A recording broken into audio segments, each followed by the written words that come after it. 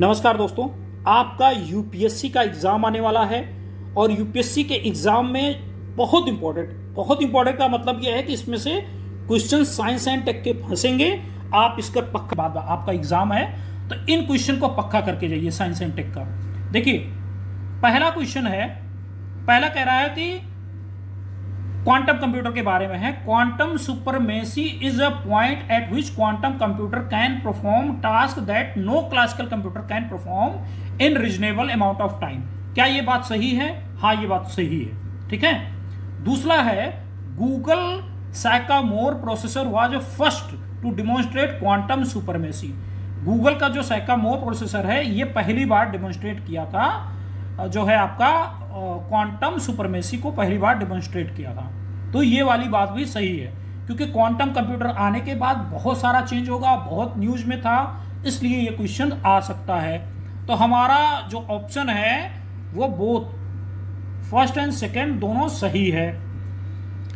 अगला question, mRNA vaccine से consider करना है हमको कि कौन सा इसमें एक स्टेटमेंट सही है या दोनों सही है या क्या चीज है। तो चलिए देखते हैं। पहला स्टेटमेंट कह रहा है कि mRNA वैक्सीन कैसे काम करता है। वर्क बाय इंस्ट्रक्टिंग सेल्स, ये सेल को इंस्ट्रक्ट करता है कि ये प्रोटीन प्रोड्यूस करे जो ट्रिगर करता है इम्यून रिस्पॉन्ड को। ऐसी प्रोटीन को प्रोड्यूस करे जो ट्रिगर करता है आपका इम्यून रिस्पॉन्ड को। तो क्या ये बात सही है? mRNA क्या ऐसा ही काम करता है? हाँ, ऐसा ही काम करता है। तो ये वाला स्टेटमेंट पहला सही है। दूसरा स्टेटमेंट चेक करते हैं। mRNA vaccine are known for their stability at room temperature for extended period. नहीं, ये बात नहीं सही है, तो ये वाला आपका गलत है। ठीक है, टेम्परेचर से नहीं लेना देना है, ये प्रक्रिया ऐसे कैसी काम करती है ये लेना देना है। ठीक है, तो हमारा ऑप्शन केवल एक वाला सही है। अगला क्वेश्चन देखिए, अगला क्वेश्चन है जो आजकल अभी हाल फिलहाल में काफी न्यूज में था, वो है GPT-4। ठीक है, आर्टिफिशियल इंटेलिजेंस से रिलेटेड है। In context of artificial intelligence AI, what is generative pre trained transformer 4, जिसको हम क्या बोलते हैं GPT-4 बेस्ट नोन, ये किस लिए जाना जाता है? तो देखो, ये क्या है आपका, ये आपका जाना जाता है, ये लैंग्वेज मॉडल है जो कैपेबल है जनरेटिंग ह्यूमन लाइक टेक्स्ट। जैसे ह्यूमन बात करता है, जैसे ह्यूमन टाइप करता है, वैसे ही टेक्स्ट ये जनरेट करने का काम करता है, जो GPT-4 है, जिसका फुल फॉर्म क्या करेंगे, जनरेटिव प्री ट्रेन्ड ट्रांसफॉर्मर।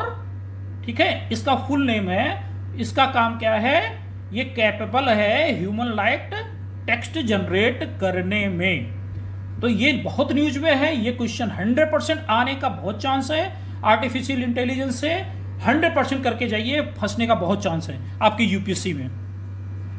अगला क्वेश्चन है, विच ऑफ द फॉलोइंग एक्टिविटीज, ठीक है, ये आपका एक्टिविटीज कुछ दी हैं। ठीक है, तो इन एक्टिविटीज को हमको बायोटेक्नोलॉजी एडवांसमेंट 2023-24 के संदर्भ में देखना है।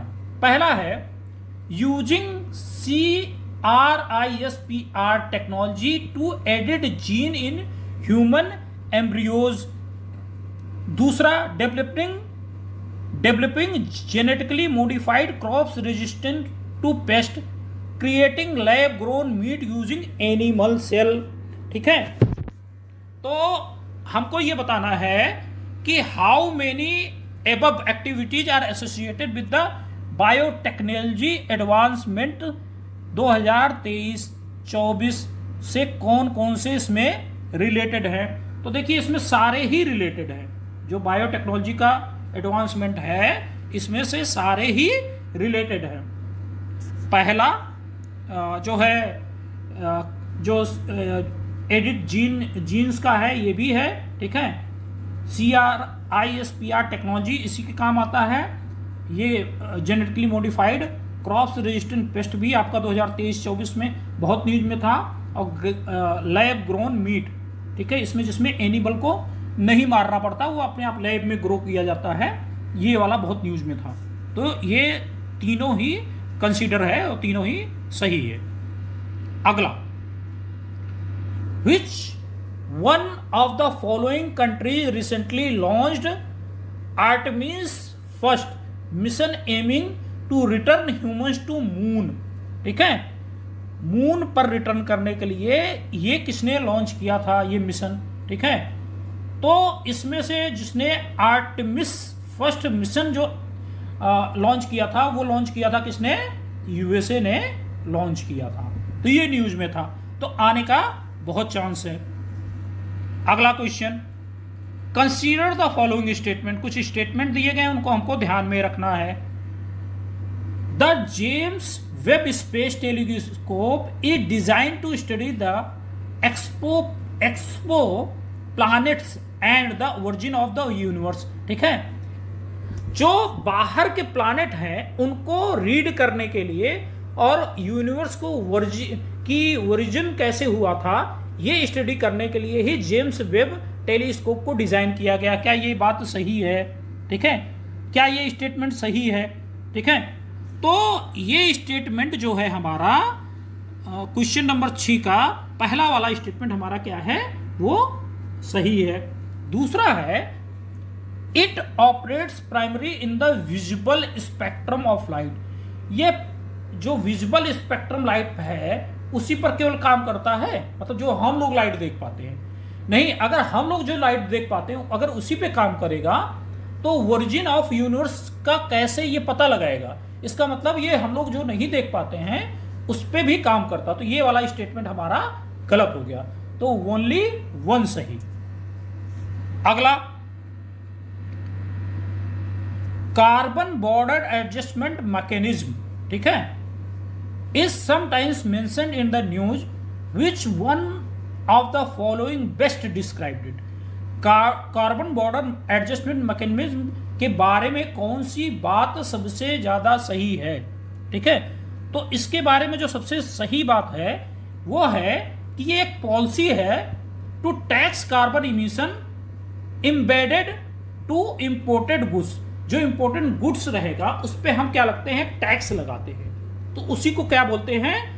Carbon border adjustment mechanism. मतलब आप कोई बाहर से कोई गुड्स लेते हो, इंपोर्ट करते हो, ठीक है, तो उस पर टैक्स लगा के हम क्या करते हैं कि एडजस्ट करते हैं कि भाई जितना हम कार्बन इमिशन इस प्रोडक्ट को बनाने में निकला हुआ है इस पे हम प्राइस एक्स्ट्रा टैक्स लगाते हैं और उसी से हम इन्वायरमेंट को बचाने का उस पैसे का उपयोग करते हैं। इस टर्म को इसीलिए यूज किया गया। तो हमारा आंसर इसमें सही कौन सा होगा? B, a policy tax carbon emission embedded imported goods. Carbon border adjustment tax इसी को बोलते हैं। अगला question, consider the following pairs. कुछ पेयर्स दिए गए हैं, हमें उनको मिलान करना है, हमें बताना है कि ये पेयर्स कैसे हैं। ठीक है, पहला सॉलिड स्टेट बैटरीज। ठीक है, सॉलिड स्टेट बैटरीज जो है ये किसके लिए, इसका एप्लीकेशन क्या है? ये इलेक्ट्रिक व्हीकल में उपयोग होता है, ये बात सही है। 5G टेक्नोलॉजी जो है हाई स्पीड इंटरनेट कनेक्टिविटी के लिए है, ये बात भी सही है। ग्रेफाइन जो है वाटर प्यूरिफिकेशन सिस्टम है, ये बात भी सही है। तो इसलिए हमारा ऑल 3 तीनों ही सही है। ठीक, तो ऑप्शन सी इज करेक्ट। अगला, with the reference of CRSPR cash 9 consider the following statement. ठीक है, इसके बारे में हमें स्टेटमेंट के बारे में हमको कंसीडर करना है जो स्टेटमेंट दिए हुए हैं। It is a genome editing tool use to make precise change in DNA। हाँ, ये अभी हम पहले भी ये क्वेश्चन कर चुके हैं, ये जीनोम एडिटिंग टूल है। ठीक है, हम इसमें DNA में क्या करते हैं? हम इसमें जीनोम में एडिट करते हैं, उसमें क्या निकालना है क्या ऐड करना है हम इससे करते हैं। ठीक है, it has been approved for use in human germline editing by international regulatory body. ये अप्रूव अभी तक किया नहीं गया है। ठीक है, तो इसलिए केवल स्टेटमेंट एक ही सही है, दूसरा नहीं सही है। अगला question, question number 10, in recent years which of the following technologies has been gained attention for its potential to revolutionize renewable energy storage. इसमें से रिन्यूएबल एनर्जी रिसोर्सेज के लिए कौन सी ये चीज है जिसने अटेंशन अभी गेन किया है हाल फिलहाल में? ठीक है, तो हाल फिलहाल में जिसने अटेंशन गेन किया है वो है लिथियम सल्फर बैटरीज। इसका बहुत न्यूज था। ठीक है, तो अभी जो है ये रिन्यूएबल एनर्जी स्टोरेज में काफी ज्यादा अटेंशन सीख किया था, तो इसी ये है। अगला question, with the reference of blockchain technology. ठीक है, फॉलोइंग द फॉलोइंग स्टेटमेंट, हमें इस स्टेटमेंट को चेक करना है ब्लॉकचेन टेक्नोलॉजी के बारे में। ठीक है, तो स्टेटमेंट कौन सा है? स्टेटमेंट है कि blockchain technology ensure data transparency and immutability. ठीक है, क्या ये चीज ये करता है कि जो हमारा ब्लॉकचेन टेक्नोलॉजी है ये काम करता है? हाँ, ये यही काम करता है कि जो हमारी ये इंश्योर करता है डेटा ट्रांसपेरेंसी को और इम्यूटेबिलिटी को भी। ये ब्लॉकचेन टेक्नोलॉजी हमारा जो है इस चीज को ध्यान रखता है, उसी में ये काम आता है। Blockchain can be used for financial transaction. Blockchain technology इसके लिए नहीं यूज होता है। तो हमारा स्टेटमेंट केवल कौन सा सही होगा? केवल पहला ही सही होगा। अगला क्वेश्चन नंबर 12। क्वेश्चन नंबर 12 पूछ रहा, what is the main purpose of large harden collider in CERN, जो कि फ्रांस में है। ठीक है, किसका इसका क्या काम है? तो इसका काम है to investigate the fundamental particle of the universe. Universe के जो फंडामेंटल पार्टिकल्स है उनका अध्ययन करने के लिए इसका प्रयोग किया जाता है। अगला question, consider the following about the Artemis accords. Artemis जो आपका यूएसए ने लॉन्च किया हुआ है उसके बारे में कुछ स्टेटमेंट दिए हैं, हमें उन्हें चेक करना है। ठीक है, कि कौन सा इसमें करेक्ट है और कौन सा करेक्ट नहीं है। पहला स्टेटमेंट है, the Artemis accord are set of principles for international cooperation in space. हाँ, ये बात सही है। ठीक है, ये अकॉर्ड इसीलिए बनाया गया है। The accord were initiated by NASA to promote peaceful and sustainable exploration of space. ये बात भी सही है। दैट मीन्स कि both statements are correct. Both statements are correct. तो आपका ये क्या हो गया? Both statements are correct. अगला question, question number 14, which of the following best describe the term metaverse. Metaverse बहुत न्यूज में है, इसमें से कौन सी ऐसी चीज है कि मेटावर्स को सही से आपको डिस्क्राइब करता है? तो मेटावर्स जो है ये वर्चुअल रियलिटी स्पेस है। ठीक है, where user can interact with a computer generated environment and other users. ठीक है, तो ये वाला हमारा बी ऑप्शन मेटा यूनिवर्स के बारे में सही है। ये क्या है?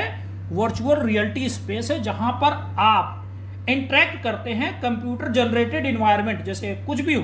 ठीक है, या अदर यूजर का भी जो इन्वायरमेंट रहेगा उससे भी इंटरेक्ट आप कर सकते हो। तो दोनों चीज सही है। अगला क्वेश्चन, लास्ट क्वेश्चन है, with the reference of 6G technology, इसमें से कौन सा सही है? ठीक है, तो देखिए 6G टेक्नोलॉजी के बारे में जो सही है ये हाल फिलहाल में भी काफी न्यूज में था। तो 6G technology aims to offer internet speed up to 100 times faster than 5G। हाँ, ये बहुत सही है। ये टेक्नोलॉजी 100 टाइम्स जो है आपका 100 टाइम्स बेटर रहेगा स्पीड में 5G से। 6G technology will focus on integrating artificial intelligence for smarter and more efficient network. ये बात भी सही है। तो दोनों statement both first and second is correct. तो ये हमारा साइंस एंड टेक का 15 क्वेश्चन है जो कि आपके एग्जाम में आ सकता है, यूपीएससी में बहुत बहुत बहुत ज़्यादा इंपॉर्टेंट है। तो प्लीज़ करके इसको जाइएगा। धन्यवाद। तो हम यहीं पर एंड करते हैं क्लास का।